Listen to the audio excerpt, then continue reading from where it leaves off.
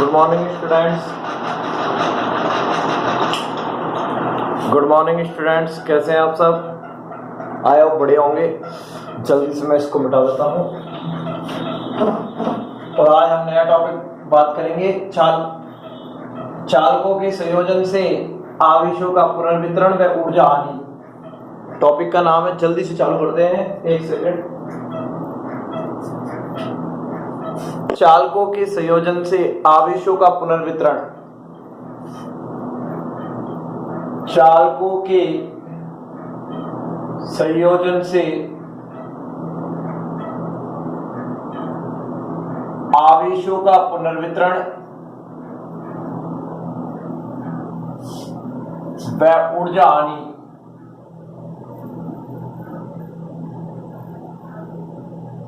ये टॉपिक है। इधर देखना, ये तो मैंने गोलीय चालक बना लिए।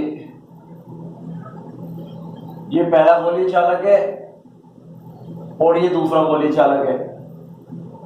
इसकी त्रिज्या R1 है, इसका सेंटर O डैश है, R2 इसकी त्रिज्या है। ठीक है ना।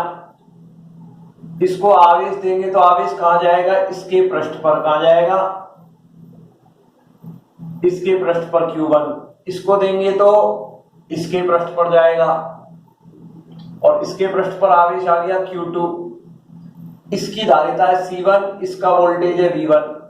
इसकी धारिता है C2, इसका वोल्टेज है V2। ये तो है संयोजन से पूर्व। ये कब है? संयोजन से पूर्व। ये संयोजन से पूर्व की कहानी है। संयोजन के बाद इन दोनों चालकों को जोड़ दिया। इन दोनों चालकों को मैंने जोड़ दिया एक नगण्य धारिता के तार से। इसकी धारिता नगण्य है, इसका प्रतिरोध R है इस तार का, या लगाओ चाहे मत लगाओ, ठीक है ना। इसकी त्रिज्या तो वही रहेगी R1 और इसकी त्रिज्या वही रहेगी R2। वही आवेश भाई। अब जैसे ही जोड़ेंगे ना इसको, इसकी धारिता तो C1 रहेगी, इसकी धारिता C2 रहेगी। ये चालक A है, ये चालक B है।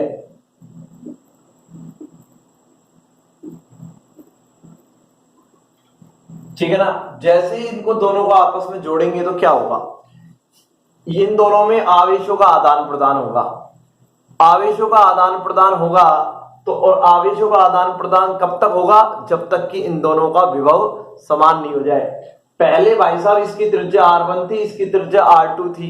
इसको आवेश दिया गया है Q1। गोलीय चालक है तो आवेश कहां रहेगा? पृष्ठ पर। इसको आवेश दिया गया है, इस पर आवेश कितना है? Q2। इसकी धारिता C1, इसकी धारिता C2, इस पर विभव V1, इस पर विभव V2। ये चालक है A और ये B। इन दोनों को एक नगण्य धारिता के तार से जोड़ दिया। जब इसको नगण्य धारिता के तार पे जोड़ देंगे तो आवेशों का आदान प्रदान होगा, और आवेशों का आदान प्रदान तब तक चलेगा जब तक कि इन पर विभव क्या ना हो जाए? समान।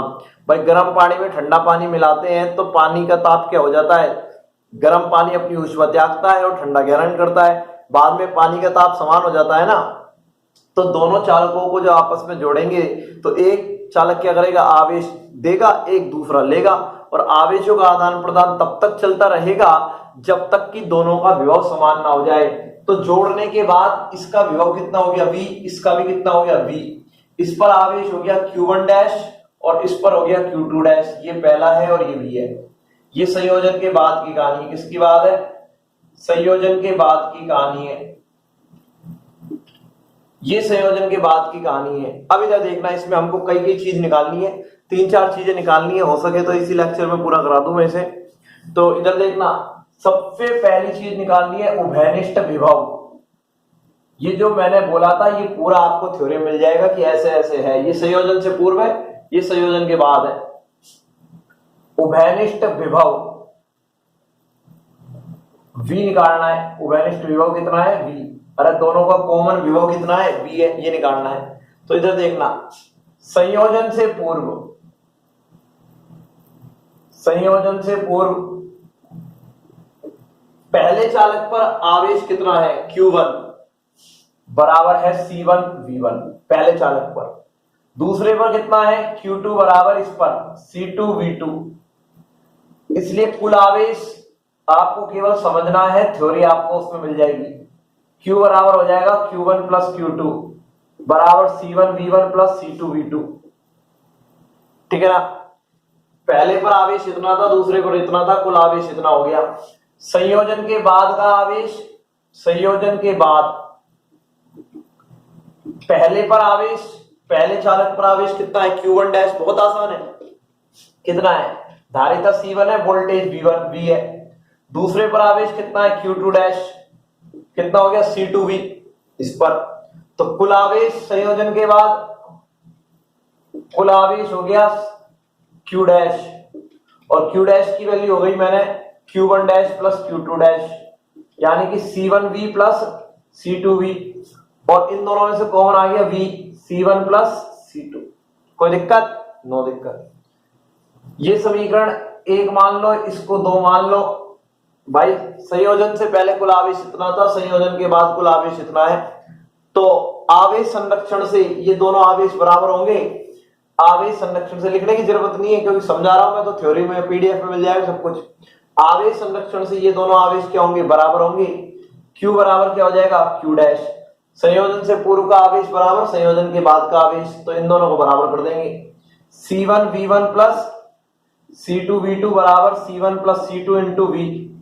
तो यहां से उभयनिष्ठ विभव निकल गया ना भाई, V बराबर क्या हो जाएगा C1V1 plus C2V2 upon C1 plus C2। ठीक है ना, ये उभयनिष्ठ विभव हो गया, ये उभयनिष्ठ विभव हो गया, पहला चीज निकल कर आ गई, उभयनिष्ठ विभव निकल कर आ गया। पेपर में जितना पूछे उतना करना। 1 मिनट शाही और भर लेता हूं मैं, थोड़ी सी मैं सोच रहा हूं आज ही पूरा हो जाए, लेकिन ये शाही और बीच में डिस्टर्बेंस कर दिया है।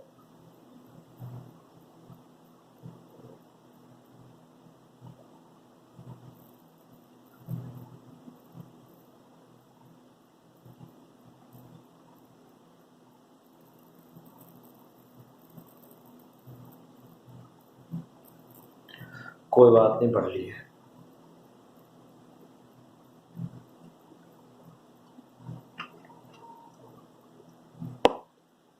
ठीक है, उभयनिष्ठ विभव निकल गया।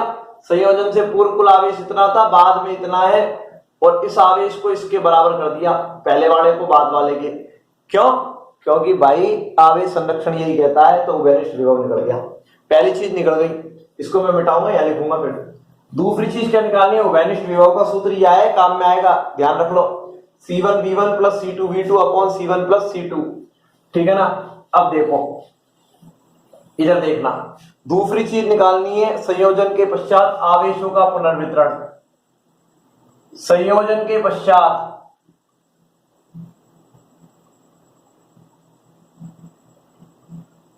आवेशों का अनुपात। भाई Q1 डैश की वैल्यू थी C1V और Q2 डैश की वैल्यू थी C2V, अभी निकाला था। संयोजन के पश्चात पहले चालक पर आवेश इतना था, दूसरे पर इतना था, तो इसमें इसका भाग दे दूं इस समीकरण में, वहां पर जो समीकरण थी ना उससे उठाया है। ठीक है ना, वहीं पर भाग दे रहा हूं। तो संयोजन के बाद पहले चालक पर आवेश इतना था, दूसरे पर इतना है, तो इसमें इसका भाग दे दे, इसको A मान ले, इसको B मान ले, A बाई B कर दो, तो Q1 dash upon Q2 dash बराबर कितना हो जाएगा C1V अपॉन C2V, तो ये आ जाएगा Q1 dash upon Q2 dash C1 upon C2। तो इससे अपन कह सकते हैं कि संयोजन के पश्चात गोलीय चालकों पर आवेशों का अनुपात, संयोजन के पश्चात गोलीय चालकों पर आवेशों का अनुपात उनकी धारिताओं के अनुपात के तुल्य होता है। भाई इतनी तो आई थी पहले पर आवेश संयोजन के पश्चात, दूसरे पर इतना आया था। ठीक है ना, पहले पर इतना आया था, दूसरे पर इतना आया था, भाग दे दिया, और भाग दे दिया तो क्या आया, संयोजन के पश्चात आवेशों का अनुपात उनकी धारिताओं के अनुपात के बराबर होता है। ये भी हो गया, चलो इसको भी हटाओ। तीसरी चीज क्या आई है, विभवों में परिवर्तन। पेपर में जहां तक पूछे वहां तक करना है। तीसरी चीज निकालना है विभवों में परिवर्तन। विभवों में परिवर्तन, चालक गोलों के विभवों में परिवर्तन। इसका पहले विभव कितना था V1, इसका कितना था V2, बाद में इसका v हो गया, इसका भी v हो गया, ठीक है ना। तो इधर देखना, यदि मैं ये कह दूं कि v1 ग्रेटर देन v2 था, दोनों में से कोई ना कोई तो ज्यादा था ना, v1 की वैल्यू v2 पे ज्यादा थी, तब भाई बाद में दोनों का क्या हो गया, v हो गया। तो इसलिए v1 ग्रेटर देन v2 होगा। भाई पहले मान लो ये 50 था और ये 30 था, मान लेते हैं, तो दोनों का कॉमन कितना आएगा, 50 और 30 दोनों का बीच का हो जाएगा ना, बाद में मिक्स कर देंगे तो दोनों का, तो वैनिस्ट विभव कितना हो जाएगा, 50 और 30 80 40 हो जाएगा।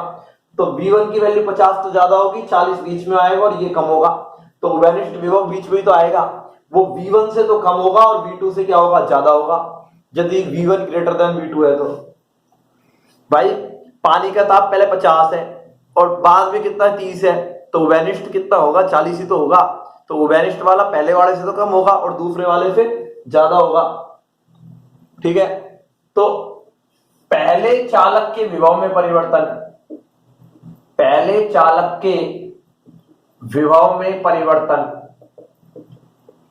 और वो आ गया डेल v1, और डेल v1 बराबर आ जाएगा, इधर देखना, पहले विभव इसका कितना था, इतना, और बाद में कितना है, इतना, तो v1 में से क्या घट जाएगा, v, पहले इतना था बाद में इतना हो गया, अरे हुआ ना, पहले तो v1 था बाद में कितना हो गया, v, तो v1 में से v घटेगा, क्योंकि v1 ज्यादा है v कम है, ठीक है ना, बाद में इसका इतना ही तो हुआ है। तो v1 और v की वैल्यू अभी निकाली थी, वैनिस्ट विभव कितनी थी, c1 v1 plus c2 v2 upon c1 plus c2, यही तो थी। अब भाई लघुत्तम ले रहा हूं, इधर देख ले, लघुत्तम आ जाएगा c1 प्लस c2, और इससे ये लघुत्तम गुणा हो जाएगा, c1 v1 plus c2 v1 minus c1 v1 minus c2 v2। अरे भाई लघुत्तम लेना तो आता है ना, लघुत्तम ले लिया, इसको इससे गुणा कर दिया, इसको इससे गुणा कर दिया, इसको इससे, ठीक है ना, ये इससे कट गया, और इन दोनों में से क्या कॉमन आ गया, c2 कॉमन आ गया, क्या आ गया, v1 minus v2 upon c1 plus c2, ये आ गया पहले के विभव में परिवर्तन, पहले गोलीय चालक के विभव में परिवर्तन इतना आ गया। दूसरे के हम निकालते हैं, दूसरे के हम निकाल रहा हूं भाई साहब, दूसरे के विभव में परिवर्तन निकाल रहा हूं, तो डेल v2, और डेल v2 बराबर क्या आएगा, इन दोनों में से, भाई किस में से घटेगा, v में से, क्योंकि v की वैल्यू ज्यादा है v2 से, तो v माइनस क्या हो जाएगा, v2, तो v माइनस v2 हो जाएगा, और डेल v2 बराबर हो जाएगा, v की वैल्यू कितनी है, c1 v1 plus c2 v2 upon c1 plus c2, और इसमें से घटेगा v2, ठीक है ना, वही लघुत्तम लिया जाएगा, तो c1 प्लस c2 लघुत्तम आ गया, इधर देखना c1 प्लस c2 लघुत्तम आ गया, तो ये तो रह गया c1 v1 plus c2 v2, और लघुत्तम लेंगे तो ये इससे गुणा होगा, माइनस c1 v2, और ये हो जाएगा माइनस c2 v2, ठीक है, ये हो जाएगा, तो c2 v2 से c2 v2 कैंसिल आउट हो जाएगा, और यहां पर क्या आ जाएगा, ये आ जाएगा, इन दोनों में से क्या कॉमन आ रहा है, c1, v1 minus v2 upon c1 plus c2, ये आ गया ना, ये डेल v2 आ गया, ये आ गया डेल v2। देखो इन दोनों में क्या अंतर है, v1 माइनस v2 तो दोनों में सेम है, ऊपर वाले में भी और नीचे वाले में भी, c1 और बटा c2 भी सेम है, c1 प्लस c2 भी, इसमें c2 है, v1 वाले में c2 है और v2 वाले में c1 है, ठीक है ना, विभवों में परिवर्तन आ गया, विभवों में परिवर्तन आ गया, कोई दिक्कत ही नहीं है। अब देखो इसको मान लेता हूं मैंने, समीकरण x है, ये समीकरण y है, पीडीएफ में हो सकता है कोई दूसरी समीकरण मान रखी हो, x में y का भाग दे दो, तो del v1 upon del v2 क्या होगा, इसमें इसका भाग देंगे तो c2 v1 माइनस v2 बटे c1 प्लस c2 गुणा, भाग देंगे तो ये वाली चीज ऊपर चली जाएगी, नीचे वाली चीज ऊपर चली जाएगी ना, c1 प्लस c2 ऊपर चला जाएगा, और c1 v1 माइनस v2 ये रह जाएगा, c2 से, एक सेकेंड, c2 तो ये रहेगा, v1 माइनस v2 से v1 माइनस v2 कट गया, c1 प्लस c2 से c1 प्लस c2 कट गया, तो del v1 upon del v2 बराबर क्या रह गया, c2 अपॉन c1, ये आ गया। तो यहां से क्या पता चल रहा है भाई साहब, कि संयोजन के पश्चात जो विभव परिवर्तनों का अनुपात है, ये क्या है, विभव परिवर्तनों का अनुपात, विभव में परिवर्तनों का अनुपात ही तो है, विभव परिवर्तनों का अनुपात धारिताओं के व्युत्क्रम, धारिताओं का व्युत्क्रम ही तो है ये, C2 पहले आ गया, C1 बाद में आ गया, धारिताओं के व्युत्क्रम के अनुपातों के बराबर होता है। विभव परिवर्तनों का अनुपात धारिताओं के व्युत्क्रम के अनुपात के बराबर होता है। विभव परिवर्तनों का अनुपात धारिताओं के व्युत्क्रम के अनुपात के बराबर होता है। एक बार सिद्ध करवा चुका है कि सिद्ध करो कि चालक गोलों के संयोजन पर विभव परिवर्तनों का अनुपात धारिताओं के व्युत्क्रम के अनुपात के बराबर होता है। तो कोई सा भी चीज सिद्ध करवाए तो ये डायग्राम बनाना है, कोई सा भी पार्ट सिद्ध करवाए डायग्राम बनाना है। तो डायग्राम बनाने के लिए इसमें पहले कौन सा निकालना पड़ेगा, उभयनिष्ठ विभव निकालना पड़ेगा। उभयनिष्ठ विभव क्योंकि यहां रखा है ना, तो उभयनिष्ठ विभव निकालना पड़ेगा। और जो दूसरा पार्ट निकाला था कि आवेशों का जो अनुपात है वो निकालने की जरूरत नहीं है, वो कोई काम थोड़ी आ रहा है, यहां पर नहीं आ रहा ना, वो निकालने की जरूरत नहीं है। फिर ये तीसरा पार्ट निकालना था, ठीक है ना, और फिर दिखाना था, ज्यादा बड़ा नहीं है। अब इसमें चौथा पार्ट है ऊर्जा हानि। क्या है, ऊर्जा हानि। टॉपिक का नाम है ना आवेशों का पुनर्वितरण व ऊर्जा हानि। तो ऊर्जा हानि और देखते हैं इस प्रोसेस में कितनी ऊर्जा हानि होती है। इसको मिटा रहा हूं, इस प्रोसेस में कितनी ऊर्जा हानि होती है ये मैं देखना चाहता हूं। इधर देखना, ऊर्जा हानि, ऊर्जा हानि निकालनी है, यहां लिख रहा हूं ऊर्जा हानि निकाल रहा हूं मैं। तो देखो संयोजन से पहले की ऊर्जा निकालूंगा और संयोजन के बाद की ऊर्जा निकालूंगा, फिर पहले वाले में से बाद वाले को घटा दूंगा। संयोजन से पूर्व कुल ऊर्जा, संयोजन से पूर्व पहले चालक की ऊर्जा कितनी होगी, U1 बराबर हाफ C1 V1 स्क्वायर। अरे यही होता ही है ना, पहले की ऊर्जा तो इतनी होगी, पहले चालक की ऊर्जा इतनी तो होगी, CV स्क्वायर मैं निकाल चुका हूं कि गोलीय चालक में, गोलीय संधारित्र में, ठीक है ना, संधारित्र में कितनी होती है संचित ऊर्जा, गोलीय चालक कह दो, गोलीय संधारित्र कह दो, एक ही तो बात है, ठीक है ना। चालक में संचित ऊर्जा कितनी होती है, CV स्क्वायर होती है, CV स्क्वायर बाई 2, तो हाफ CV स्क्वायर बाई 2 हो गई।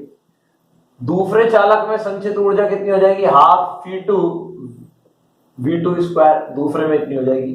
तो कुल ऊर्जा संयोजन से पूर्व U बराबर U1 प्लस U2 बराबर half C1 V1 square plus half C2 V2 square. समीकरण कुछ भी डाल दें, एक ही डाल दें, अभी तो वो चलता जाएगा, वहां पे देख लेना कौन सी समीकरण चल रही है। अभी तो मैंने एक डाल दी है, पहली इतनी थी, दूसरे की इतनी थी, कुल ऊर्जा इतनी हो गई। संयोजन के बाद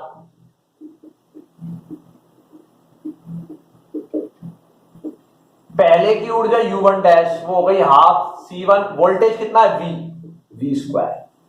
दूसरे की U2 डैश हो गई ऊर्जा, वो कितनी हो गई, हाफ C2 V स्क्वायर।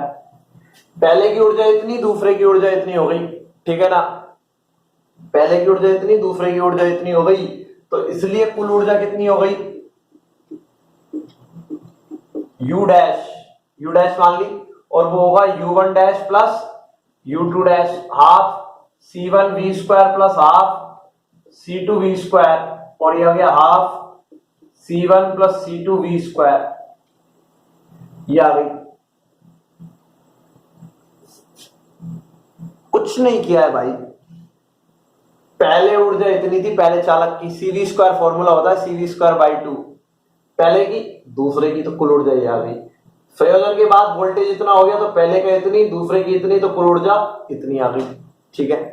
अब इधर देखना, ऊर्जा हानि, पहली वाली ऊर्जा में से बाद वाली ऊर्जा को घटा दो, क्या आ जाएगी, ऊर्जा हानि। इसलिए ऊर्जा हानि यही तो निकालनी है, डेल U बराबर U minus U dash by del U बराबर, इधर देखना थोड़ी बड़ी समीकरण है तो यहां से लिख रहा हूं, डेल U बराबर U माइनस U की वैल्यू कितनी है, ये रही, half C1 V1 square plus half C2 V2 square minus half C1 plus C2 V square, ठीक है ना। तो पहले तो यहां पर V स्क्वायर की वैल्यू यही रख लो, चाहे या तो V स्क्वायर की वैल्यू यही रख लो या फिर यहां रखो, यहां मैं PDF में यहां पे भी रख के दिखा सकता हूं, या यहाँ पे भी रख के दिखा सकता हूँ, बात एक ही है। मैं यहाँ रख दूंगा तो भी कोई दिक्कत नहीं है, यहाँ रख दूंगा तो ये स्टेप आ जाएगा आगे, यहाँ रख देता हूँ, मैंने यहाँ नहीं रखी है तो मैं यहाँ रख रहा हूँ। ठीक है, वो कैसे कर लो उसमें कोई बड़ी बात नहीं है। Half C1 V1 square plus half C2 V2 square minus half C1 plus C2। अब भाई V स्क्वायर की वैल्यू रख रहा हूं, और V स्क्वायर की वैल्यू थी क्या, C1 V1 plus C2 V2 upon C1 plus C2, ये V की वैल्यू थी। तो V स्क्वायर की वैल्यू कितनी हो जाएगी, C1 V1 plus C2 V2 upon C1 plus C2 का स्क्वायर, स्क्वायर है तो ये हो जाएगा, देखना डेल U बराबर half C1 V1 square plus half C2 V2 square minus half C1 C2, और ये हो जाएगा C1 V1 plus C2 V2 का होल स्क्वायर अपॉन नीचे क्या आएगा C1 प्लस C2 का होल स्क्वायर, तो यही तो आएगा, इसका स्क्वायर बटा इसका स्क्वायर, इससे तो ये एक कैंसिल आउट हो गया, ये रह गया डेल U बराबर half C1 V1 square plus half C2 V2 square minus half, इधर देखना इसका स्क्वायर खुलेगा, अरे इसका स्क्वायर खुलेगा नहीं खुलेगा, खुलेगा, खोल दो भाई, यही खोल देता हूं, खोल देता हूं, A square plus B square plus 2ab से खुलेगा, ठीक है ना, कोई दिक्कत ही नहीं है। C1 square V1 square plus C2 square V2 square plus 2C1 C2 V1 V2, ये स्क्वायर खोल दिया भाई, स्क्वायर तो खोलना आता होगा ना, A square plus B square plus 2ab तो यही तो आएगा, और ये चल रहा है C1 प्लस C2 नीचे, ये आ गया। अब हाफ तो सबों में से कॉमन आ गया, लघुत्तम क्या आएगा C1 C2, C1 plus C2 लघुत्तम आ रहा है। मैं ये डायग्राम मिटा दूं क्या, डायग्रामों का कोई काम भी नहीं है, डायग्राम को मिटा देता हूं जिससे ऊपर लिखूंगा मैं, डायग्रामों का कोई काम भी तो नहीं है, डायग्राम बता दी मैंने पहले। फिजिक्स में क्या है, बड़ी बड़ी इक्वेशन होती है तो ये ब्लैक बोर्ड भी छोटा पड़ता है पहले। अब हाफ तो कॉमन आ गया, इधर देखना हाफ कॉमन आ गया, लघुत्तम क्या ले रहा हूं मैं, पूरे में से C1 प्लस C2 लघुत्तम ले लिया, पूरे में से C1 प्लस C2 लघुत्तम आएगा, यहां ये इससे गुणा होगा, ये इससे गुणा होगा, अरे होगा नहीं होगा, लघुत्तम लेना तो आता होगा ना, इसको C1 से गुणा होगा, इसका C2 से होगा, इसका C1 से होगा, इसका C2 से होगा, ठीक है ना। तो लघुत्तम लिया है मैंने, इधर देखना ये ले लिया, तो ये आ जाएगा C1 square V1 square plus C1 C2 V1 square plus, भाई इसका इन दोनों से गुणा कर दिया, लघुत्तम में यही तो होता है, फिर इसका इन दोनों से होगा तो ये हो जाएगा C1 C2 V2 square plus इसका C2 से भी होगा C2 स्क्वायर V2 स्क्वायर, और ये तो चल ही रहा है, माइनस में हो जाएंगे सारे, माइनस C1 V1 स्क्वायर, और ये मिटा रहा हूं थोड़ा सा इधर से, ये डिस्टर्ब कर रहा है, यहां पे स्टेप लिखूंगा मैं, C1 V1 square minus C2 C1 square V1 square C2 square V2 square minus 2C1 C2 V1 V2, ठीक है। अरे भाई इस वाले स्टेप को मैंने किससे मल्टीप्लाई किया, C1 से, इस वाले स्टेप को C2 से किया, इस वाले स्टेप को C1 से किया, इस वाले स्टेप को C2 से किया, और ये माइनस के हो गए क्योंकि बाहर माइनस है। अब क्या होगा देखो, कौन कौन सा स्टेप कट गया, C1 V1 स्क्वायर से C1 square V1 square cut गया, C2 स्क्वायर V2 स्क्वायर से ये कट गया, ये दोनों रह गए, तो डेल U कुछ भी नहीं है कैलकुलेशन में, ये है, ये क्या हो जाएगा, ये हो गया C1 C2 V1 square plus C1 C2 V2 square minus 2C1 C2 V1 V2 upon C1 plus C2, ये आ गया। तो डेल U बराबर हो जाएगा, इधर देखना, इधर से क्या कॉमन आ रहा है, C1 C2 कॉमन आ रहा है, हाफ C1 C2 कॉमन आ रहा है, और ये रह गया V1 square plus V2 square minus 2 V1 V2 upon C1 plus C2। तो डेल U बराबर हाफ C1 C2 और भाई ये क्या बन गया V1 माइनस V2 का होल स्क्वायर। ये क्या बन गया V1 माइनस V2 का होल स्क्वायर बन गया अपॉन C1 प्लस C2। ये सूत्र आता है ऊर्जा हानि का। ये ऊर्जा हानि का सूत्र आ गया। ये ऊर्जा हानि का सूत्र आ गया। कुछ नहीं किया मैंने, पहले ऊर्जा निकाली, फिर मैंने बाद में ऊर्जा निकाली और पहले वाली में से बाद वाली को घटा दिया। पहले वाली इतनी थी, बाद वाली को घटाया। यहाँ v स्क्वायर का मान और रखना पड़ेगा। v स्क्वायर का मान रखा तो ये स्क्वायर हो गया, ये स्क्वायर हो गया, इससे ये कट गया, ये रह गया, इसका स्क्वायर खोल दिया, फिर मैंने लघुत्तम ले लिया और फिर ये आ गया। कोई दिक्कत नहीं, गणित है तो गणित तो आनी चाहिए। ये ऊर्जा आनी आ गई। अब यदि मैं तुमसे ये कह दूं यदि चालकों का दोनों का वोल्टेज सेम है, V1 बराबर V2 है, यदि V1 बराबर V2 होता, हमने तो V1 का मान V2 से ज्यादा माना था, यदि V1 बराबर V2 होता, V1 बराबर V2 होता तो क्या होता, V1 बराबर V2 होता तो ये जीरो हो जाता, ऊर्जा हानि कितनी आ जाती, जीरो। भाई जब दोनों का वोल्टेज ही सेम हो गया, पहले और दूसरे चालक का, तो कोई ऊर्जा हानि होगी नहीं, आवेशों का पुनर्वितरण होगा ही नहीं। क्यों, दोनों का वोल्टेज सेम है, तो ना तो एक आवेश देगा ना दूसरा ग्रहण करेगा। जब आवेश देगा और ना ग्रहण करेगा तो ऊर्जा हानि होगी नहीं। तो इस केस में डेल यू का मान कितना आएगा, ऊर्जा हानि जीरो आएगी। ठीक है ना। तो ये आपका टॉपिक खत्म हो गया, आवेशों का पुनर्वितरण एवं ऊर्जा हानि। अब बात करेंगे इसके बाद ध्रुवीय परावैद्युत, अध्रुवीय परावैद्युत पदार्थ और उनका विद्युत क्षेत्र में व्यवहार। ठीक है ना। एक दो दिन का और चैप्टर रहेगा, वो मैं सोच रहा था वो चैप्टर वो टॉपिक करा दिया, वो टॉपिक कराया नहीं अभी। ठीक है ना। ध्रुवीय अध्रुवीय वाला तो वो और बच रहा है इसमें। ठीक है ना, वो भी करा देंगे, एक दो दिन में हो जाएगा चैप्टर, कोई दिक्कत नहीं है। तो आपने बच्चों मैं एक बार बता देता हूं, फिर चार चीजें निकाली। पहले उभयनिष्ठ विभव निकाला। उभयनिष्ठ विभव निकालने के लिए आपन ने क्या करा, संयोजन से पूर्व का कुल आवेश निकाला, C1V1 प्लस C2V2 आया। फिर उसके बाद संयोजन के बाद का आवेश निकाला, C1V प्लस C2V दूसरे का, तो C1 प्लस C2V, और इन दोनों को बराबर करके उभयनिष्ठ विभव निकाल लिया। फिर हमने क्या कहा है कि आवेशों के पुनर्वितरण के पश्चात आवेशों का अनुपात Q1 डैश C1V था, Q2 डैश C2V था, दोनों का अनुपात निकाला, Q1 dash upon Q2 dash, C1V upon C2V, V से V कट गया, C1 अपॉन C2 के अनुपात में आ गया। फिर विभवों में परिवर्तन निकाला, तो V1 ग्रेटर देन V2 है, तो V1 greater than V greater than V2 है। तो पहले के विभव में परिवर्तन निकालेंगे तो V1 में से V घटेगा, V1 minus C1V1 plus C2V2 upon C1 plus C2 करेंगे, लघुत्तम लेंगे तो C2 आ जाएगा। क्या आ जाएगा, C2 आ जाएगा, V1 minus V2 upon C1 plus C2 आ जाएगा। ऐसे दूसरे के करेंगे विभव में परिवर्तन, तो वहां V में से घटेगा, V माइनस V2 होगा, तो C1V1 plus C2V2 upon C1 plus C2, और उसमें से किसको घटाएंगे, उसमें से हम घटाएंगे किसको, V2 को घटाएंगे।